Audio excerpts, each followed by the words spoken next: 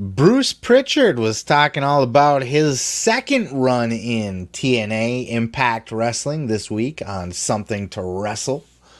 And in this particular clip, we got to talk about the transition from the name TNA, which always sucked ass, which was always dog shit, into what is now known as Impact Wrestling. And Bruce was there for that change. Check out this clip. Just about everyone on all sides felt the TNA name had too much negative baggage. When Billy Corgan attempted to purchase the company, he noted one of his earliest moves would have been to change the name. Bruce, it feels like you guys just did this, and now you're doing it again. We went from TNA to Impact, and now we're GFW Impact. What'd you think of Jeff putting GFW in front of Impact? Were you for it?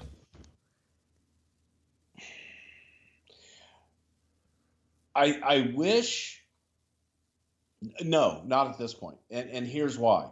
If they were going to change, if the goal was to change the name to GFW, they should have done it day one and gone with it and focused on it. I will go back to when I was with TNA and we were doing Impact. One of the focus groups that we got back was that they didn't understand what TNA was, and that TNA had a negative connotation to it. People, you hear TNA, not seeing the letters, tits and ass. It was a negative, it had a negative attachment to it. Right. So to try and brand that, I never, ever from day one did I ever like the name TNA. So if you're going to change it and your goal is to get to the point of being the GFW, then just go GFW. Right out of the gate. To go, hey folks, we're changing the name. We're gonna get rid of TNA and we're gonna go with Impact. During a branding exercise, I really wanted to change the name to Impact, just Impact. Let's lose TNA altogether and let's just be Impact Wrestling. And let's go with it. And Dixie was adamant against dropping the TNA. If you're going to change it to what you're doing. Now you're going from TNA to Impact. Now you're going to GFW Impact, knowing that they want to just get to GFW. Right. Should have just gone there. Too confusing. Yeah, I don't know why they were so insistent on slipping that Global Force Wrestling in there. Global Force Wrestling never, I'm not a Jeff Jarrett guy. Those are longtime listeners of this podcast will know I have a no Jeff Jarrett rule. I haven't talked about this in a while. I will not cover the Jeff Jarrett podcast. I'm done with him. I did it for, many months when it came out, and I just got burnt out listening to the motherfucker. Especially when he was bitching at Conrad. If you guys remember that segment where he was yelling at Conrad over his notes guy or whatever, just goes off on a fucking tirade. He just strikes me, anytime he says anything, he kind of, there's always a hint of condescension in it. He tries to sound like a very genuine Southern gentleman, but there's always a hint of condescension, and then he's just ha ha ha, just joking. But you're not, I think anyway, we're not talking about Jeff Jarrett, but Jeff Jarrett was the mastermind behind this change from TNA at this time. He had taken back over TNA. That's how Bruce got brought back in, because Bruce had already had a run in TNA, didn't like it, didn't have fun, and Jeff was like, bro, please come back, let's work something out. And this is when Bruce was on there wearing the Something to Wrestle t-shirts and shit. And so they got into these meetings on, we got to change the name. We want to change the name. Dixie, Bruce said in this clip, and I've heard it other places. Well, I think Jared had talked about it on his podcast, actually, that Dixie was very adamant about not changing the name. She loved TNA, which I don't know why. No, it was just the worst name ever. always.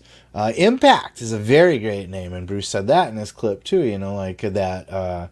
Research groups and stuff like that, or focus groups had concluded that Impact was a strong name, a strong brand. And it is. It's a good name for wrestling. Impact Wrestling, And it was good at that point to rebrand it because TNA had a lot of dirt in its history. Still, to this day, it has some of that TNA stink on it. And a lot of those wrestlers that work there have the TNA stink on them. Like an Eric Young had that for a while, a Bobby Roode, till WWE, till NXT, Triple H started giving these guys chances. A lot of those guys had some TNA stink on them. It takes a while to kind of brush that shit off, and Impact's still trying to work through that and build their audience back up, rebrand themselves, be a different wrestling. And they are a different wrestling company completely. But, they're still, their lineage is TNA, and it's kind of a gross lineage, you know what I'm saying? An awkward lineage. Anyway, TNA had so much good shit, though, over the years. Like I said, there's a lot of underrated stuff that happened there. I said that in the Jay Lethal clip. Like his woo-off with Ric Flair was dope shit. There was a lot of fun stuff that happened in TNA, but it all slipped under the radar. They could just never get over that hump. They could never bring it to the next level. But the first thing to do is rebrand. Throw TNA out the window, start fresh. I don't know why Jeff was so insistent on slipping that Global Force Wrestling in there, though. Just trying to brand it in his image, I guess. He just loved his Global Force Wrestling he did. But I didn't like anything to do with it. It was Jeff Jarrett. I think that's how I got off on the Jeff Jarrett tirade, because I don't like anything Jeff Jarrett does. So it was Jeff Jarrett, had the Jeff Jarrett stink on it. They were doing like baseball shows and stuff, so that was kind of weird too. Like, not a sports ball guy, so tying it in with baseball wasn't really my jam either. And it just didn't have any kind of, I don't know. It just seemed like TNA light is what it seemed like, and that's especially because it was coming from Jeff Jarrett. I mean, it was TNA light, and TNA and even AEW sometimes. Any company really under WWE gets accused of trying to be WWE light sometimes. But certainly, like, Global Force was just a bastard of a wrestling company. I don't know. Anyway, it was like, yeah, I'm a Global Force Wrestling fan. I'm sure it had its people, but it was, I guess, if the deal was right, it was okay for TNA to absorb that, because they did film some TVs and stuff like that. So it was maybe, if the money was right, okay for them to absorb that content into the company, but to take on the brand itself, take on the name, it's kind of stupid, like, just go straight to Impact, like Bruce was saying, just fucking pick a direction and go in it.